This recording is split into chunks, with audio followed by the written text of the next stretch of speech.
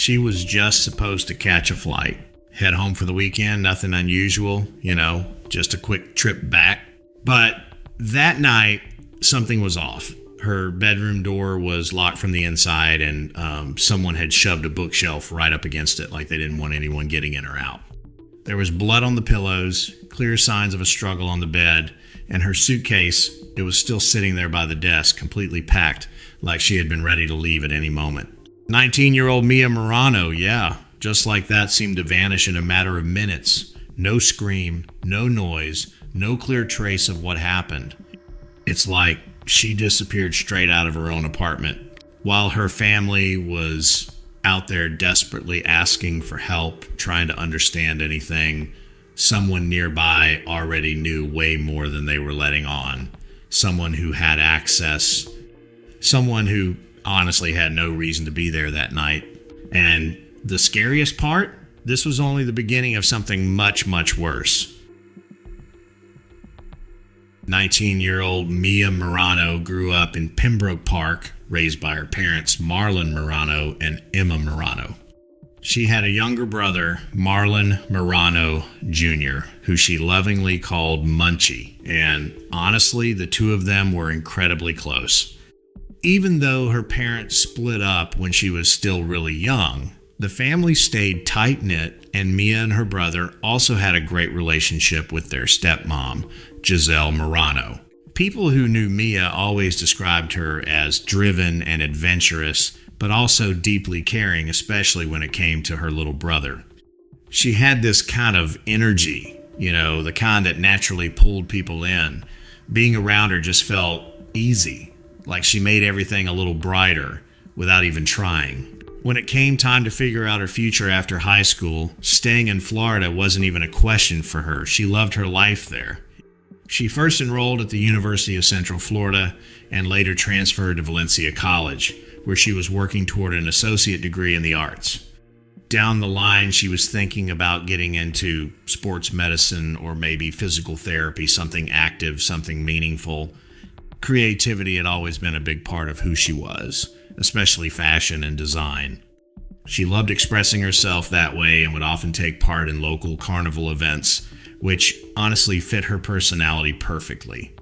Life in Florida, the festivals, the food, the energy, it all just felt like home to her. While studying, she lived at Arden Villas, a student-heavy apartment complex where she really found her rhythm. At some point, she even got a job there helping lease out apartments, which made things super convenient, no commute, and she could balance work and school without too much stress. And even though she had her own place and routine, she never drifted far from her family. They were just about an hour away by plane, and she made sure to visit often.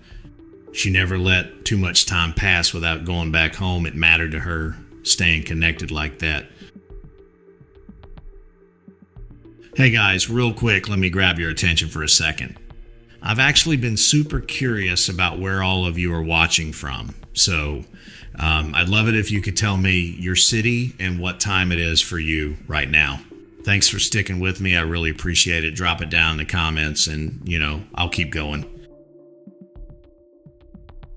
Mia was supposed to fly home for the weekend, just a normal plan, nothing unusual, something she'd done plenty of times before. But then she never sent that message.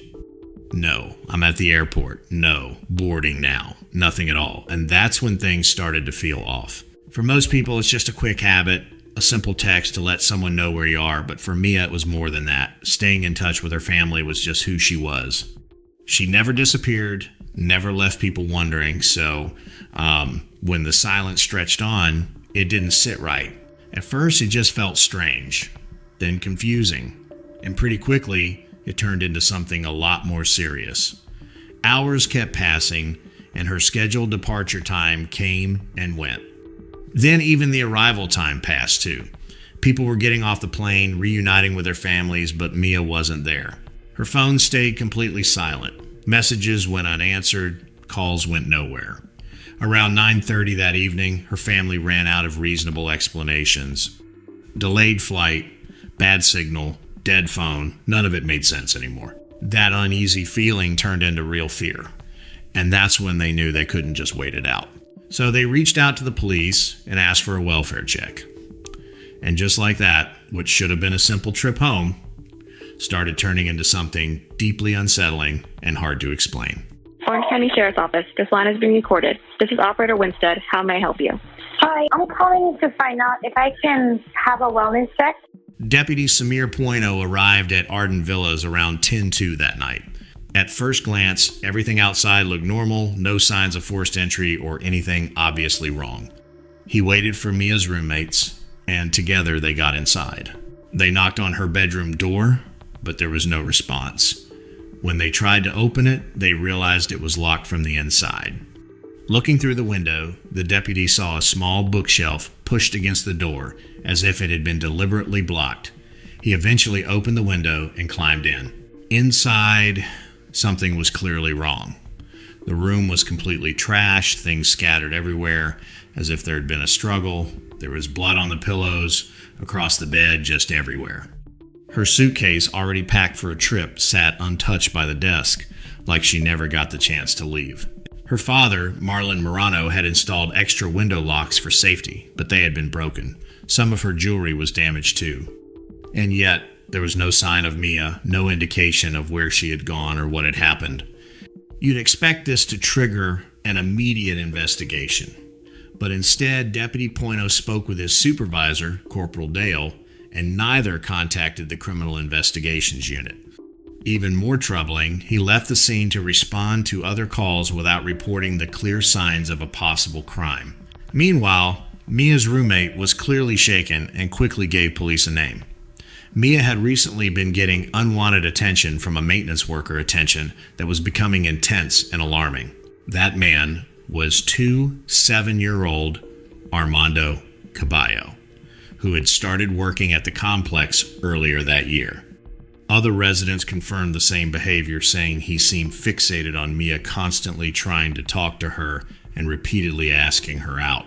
She turned him down multiple times, but he didn't stop. At one point, he even sent her $700 on Cash App because she was beautiful. She returned it immediately, but beyond that, she didn't know how to handle the situation except to ignore him. And she wasn't the only one. Other women in the complex had similar issues, and reports were starting to pile up. One woman from Sabal Club Apartments later told investigators that in March 2021, he left her a note asking her out. She agreed at first, but when she refused to meet sooner, he became angry. Soon after, a heavy object was thrown at her window in the middle of the night. She believed it was him and called the police. The incident was documented, but the case was eventually closed without charges. A few months later, he was working at Arden Villas when Mia's family arrived around 3 a.m. To help search, they pointed out things they felt had been overlooked, like a yellow box under her bed and her childhood teddy bear, which she always took on trips but had left behind. About an hour later, around 4 a.m., a familiar figure appeared outside Mia's apartment with a neighbor beside him. It was Armando, and by then, it was getting close to 5 a.m. Armando wasn't even supposed to be there. He wasn't on shift, had no clear reason to show up, and yet he did. The timing felt off, almost deliberate. By then, Mia's family had already heard about him, so when they saw him, they recognized him instantly and felt uneasy. Not familiarity, but a sense that something wasn't right. His sudden appearance, without a clear explanation, only made things more suspicious. The tension was obvious. Everyone seemed to be thinking the same thing. Why was he inserting himself into this? Detectives noticed it too. They approached him calmly and asked if he knew anything. Armando said he'd been on the phone with a co-worker named Tati, who told him Mia was missing. According to him, that's why he came to see what was happening. But the explanation felt a little too easy and not very convincing. Tati, you keep mentioning Tati and no one knows Tati. You get a call, the roommates don't even know Tati. You've been sleeping since 10 o'clock, and all of a sudden you're showing up here at 4 o'clock in the morning looking for me. Because me and Tati were conversating about it, so I finally, it came up. But Should Tati I go and is see someone, if I see anything? No one knows Tati. That's my whole thing. Not Tati even the roommate knows Tati. Here. She's an employee, but you keep saying Tati is a friend and that you all hung out together. No one here knows Tati. All her other friends showed up. Her closest friends that live in the complex were all here with us early on. No one knows Tati. Only you. Mia's family felt that something wasn't adding up. too many details didn't fit, especially after what they'd heard about Armando Caballo.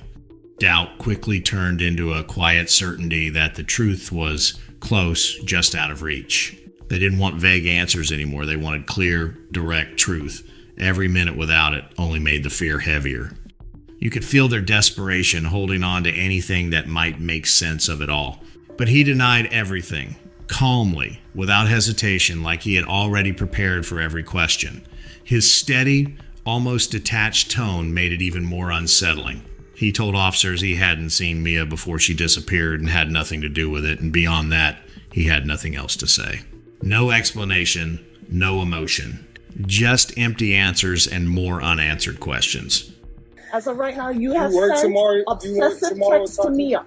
We have all seen the text. You talked about giving her your life savings. You cash out her money, and you claim that you weren't in touch. Who told her gave her on life text. savings? I never As a said matter of that. fact, we're going to get a police report to pull your phone records if that's the case. There's evidence of obsession. You're fascinated with It's me. not only from my side, so don't try to make this. No like I'm a one's stalker. saying that. It takes She's not here to two. defend herself right now, so Obviously, we gotta she's talk to missing. you. So we're talking to And you, I who've been going completely back and respect forth that. I on understand text. that. That is your family. Right. But until we figure out what's going on, just don't beat me up. Nobody beating you If I'm up. guilty, But why you would I put yourself in the middle right here. You brought yourself over here. Because we're concerned. You're concerned. Why weren't you concerned hours ago? I just found out. We didn't think it was serious. I don't even know how Tati found out. Somebody's She told me missing and you don't think it's serious. Someone maybe that they hanging out. They got this place right here. They go downtown. I don't know. Maybe her phone's off. I don't know what she did. she was supposed to show up for a flight and didn't show up. At that point, detectives said they didn't have enough to keep questioning him or make an arrest, so Armando Caballo simply walked away. But when they looked into his past, things became more disturbing. In 2017, he had been convicted of assault with a deadly weapon. Earlier, in 2013, he'd been arrested for using a homemade explosive device that damaged property and for firing a weapon on school grounds at Warner University. He later claimed it was just a joke and no one was hurt, but that history was alarming. Meanwhile, at Mia's apartment, there were missed opportunities. A security guard lifted fingerprints from her window using tape, but Deputy Samir Poino didn't collect them, saying it wasn't a priority. The same guard also noticed a screwdriver and a phone case in Armando's car, but without a warrant, nothing could be done. Sheriff John Mina later said there wasn't enough evidence at the time to detain or arrest him. Not long after, another officer alerted by Mia's aunt visited the apartment, saw the situation, and quickly contacted a missing persons detective. Only then was an official investigation launched. By the morning of September 25 at 8:47, Mia's family called police, asking them to come to Armando's apartment. Still convinced he knew more, they had been watching him from a car outside. Then they saw him come out wearing a glove, carrying a backpack, and a pink blanket they immediately recognized. When police arrived, Armando allowed Mia's family to briefly look inside his apartment under supervision, but they couldn't touch anything, and officers could only observe there was still no warrant.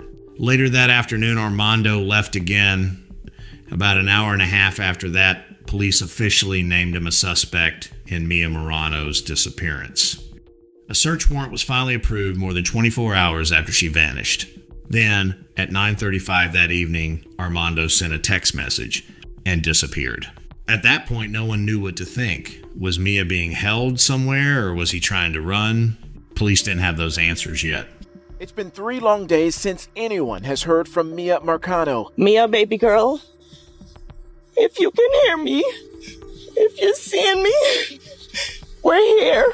A desperate plea to bring 19-year-old Mia Marano home, her family hopeful that she's alive and okay. I believe Armando may have given us a sign that Mia's in the area. It's just what I feel personally in my heart. Her family, some even coming in town from South Florida, joining volunteers Tuesday in the search for Mia. And her father, speaking with Local 10 today, says he's beyond worried. The relationship that we have is, it's like we communicate hundreds of times in one day, and to not be able to hear from her or know where she is, it's like really, really, really breaking my heart right now. This is unusual for her. very unusual, yes. Hundreds of volunteers joined the search, covering Agromnia territory mile after mile, but found nothing. No trace of Mia. Then investigators uncovered something critical. Records showed that at 2:14 p.m., about 3 hours before she was last seen, someone entered her apartment using a master key, not hers. And that access was directly linked to Armando Caballo. It didn't stop there. At 4:34 p.m., he entered again. Later, Mia returned home briefly to grab her bag before heading to the airport, a routine step that never happened. Which means there's a strong chance he was already inside, waiting. At 5:52 p.m., his car was seen leaving Arden Villas, and the last video of Mia walking into her apartment suddenly felt very different once the timeline became clear. Her mother later said she found herself yelling at the screen, begging her not to go inside, wishing something would make her turn around. By September 27, investigators had enough to arrest Armando, at least for burglary. They knew it was bigger, but didn't yet have proof. But just before the arrest could happen, a call came in. A call that changed everything. 911, you need police, fire, medical? We found a suicide on property. Okay, and is there a unit, or is that the unit number 525 where you found him? No, they're in the garage. It's one of our garages, but we just store paint in there. So, yeah, sorry. All right, he's beyond, he's deceased, beyond any help? I believe so. Okay, all right. Dead, right? Okay, we'll have an officer over there in a few minutes. You said it was a male? Yes. Okay, see you shortly. Thank you. 27-year-old Armando Caballo took his own life. The news hit like a shockwave. What already felt confusing and heavy suddenly became even more complicated, like the one person who might have had answers was just gone.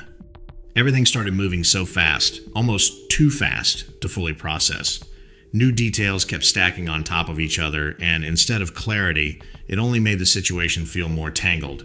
And now, with him no longer there, investigators and Mia's family were left with this deep, unsettling fear. What if the answers disappeared with him? What if he knew exactly what happened, but never got the chance or chose not to say it? It left behind so many questions. Did he play a direct role in what happened to Mia, or was there something else he was afraid of? Was there more to this that no one had uncovered yet? But the hardest part, honestly, was the possibility they couldn't ignore. That they might never find Mia. That this story could remain unfinished without closure, without the truth that could finally make sense of everything. This new video of a man Mia Marano's family believes is her maintenance man, carrying her stuff away the day after she went missing and 2 days before he turned up dead. Dave, this new video we just saw could be a big clue that they've been looking for. It definitely could be. And maybe more clues here inside Arden Villas, which has been the scene of the longest search here throughout the day by law enforcement. And that is still going on right now. The family still hopeful that they'll find her following every potential lead. They have searched several locations, including wooded and swampy areas, and they're not giving up. Today's that day where we got up upset. There hasn't been much crying at this point. We're just ready to bring her home, but we need everyone's help. Just yesterday, Arden Villas Apartments manager sent out a memo talking about proactive measures to enhance their safety protocols, saying they've repositioned a guard to the front gate to document all residents and guests leaving the property. These women saying they haven't seen that yet. I think that the gate stays open for about 5 cars to go through, so even sometimes it doesn't even make sense for me to scan my key fob. I'm praying that she's coming home. I have a hope that she's still out there. Fox 35 News did not see a guard at the gate today, but there was a guard present during our live shots last night. The search continued, but the focus shifted to data from Armando Caballo's phone, and things slowly started to come together. At 7:01 p.m., about 2 hours after Mia was last seen, he submitted a maintenance request for her apartment. It was fake. Neither Mia nor her roommates had requested anything. 10 minutes later, at 7:11, he contacted management to be let through the gate. 5 minutes after that, Mia's keycard was used near her door, but no one went inside. Police couldn't confirm it was him, but they were sure of one thing: it wasn't Mia. Around 7:40 p.m., he left the complex again. Later, Phone data showed he had been in an area called Timber Scan, where he used to live. He stayed there for about 20 minutes, then drove off. It wasn't just any place, it was abandoned, with rundown buildings and overgrown surroundings. Locals described it as dangerous and eerie. So if he used to live there, why return, and only briefly? Parts of his old complex were deserted, with a large wooded area nearby. Search teams had already covered huge areas, but now they finally had a direction. They shifted efforts there, and even the Federal Bureau of Investigation got involved. Through it all, Mia's family and friends held on to hope. Even as things looked worse, they still believed she was alive. We understand and appreciate that there's been a tremendous amount of interest in this case, both here in Central Florida and beyond. So we're talking to you now to kind of balance the intense interest while also maintaining the integrity of this investigation. So we believe that the suspect that we had named, Armando Caballero, is responsible. We don't know all the circumstances involved. So at this time, we don't believe there is another person involved. But remember, I said these investigations constantly shift and change. So we're taking all this information in, and we would never ever rule that out. But he was the main person that we were focusing on. On Saturday, October 2nd, 2021, after an exhausting week of nonstop searching, hope started to slip away. Each day had brought fewer answers and more anxiety, like everything was slowly closing in without any real clarity. And then, that day, something was found.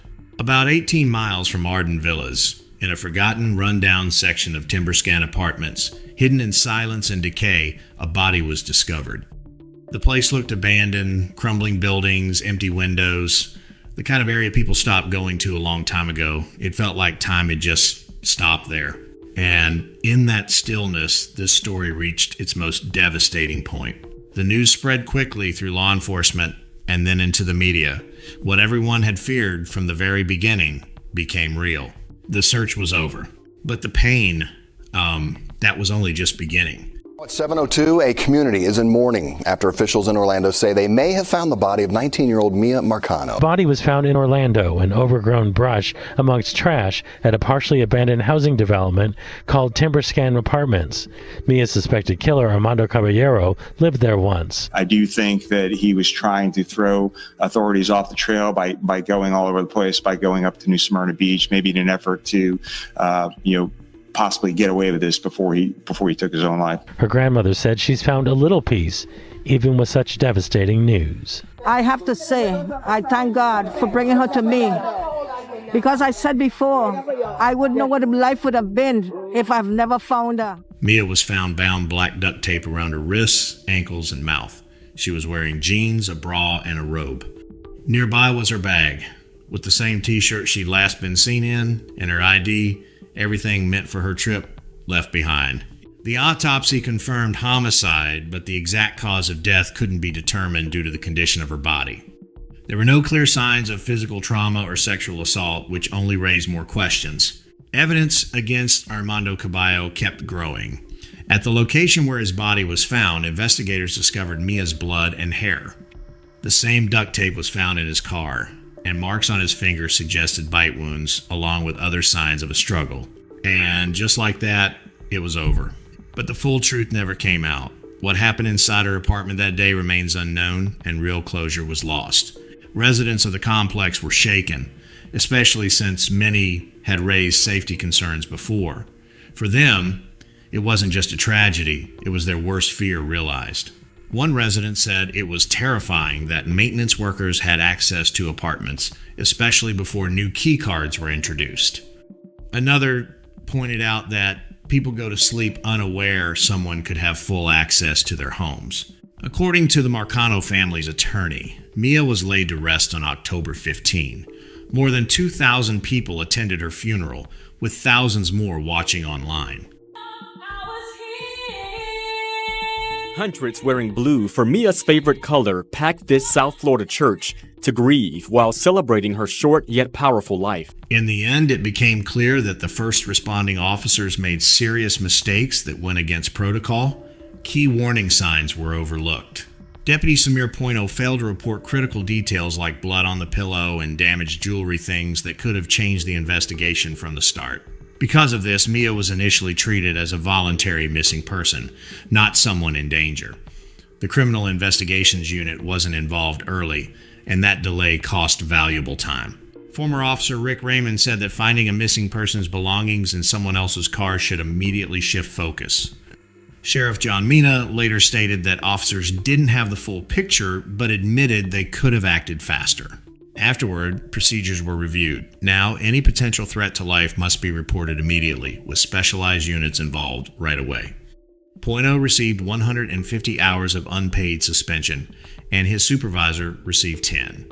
But for Mia's family, that didn't make up for lost time. In March 2022, a final report confirmed that Armando Caballo remains the only suspect.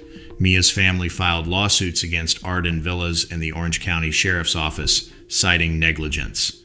Residents also spoke out about poor security, lack of cameras, weak lighting, and insufficient protection. Still, the case led to change. In 2022, Mia's law was passed, requiring stricter background checks for apartment employees and tighter control over access to units. Her family also created the Mia Marano Foundation to support others and help prevent similar tragedies. But even with that, the answers never fully came. Her aunt said she once believed they had a lifetime ahead. Her brother admitted he'll never feel whole again. And her mother quietly said, "For everyone else, life goes on, but I'm still trying to put this puzzle together." And maybe it never will be. Mia won't create new memories. She will forever remain 19. And that's where this story comes to an end.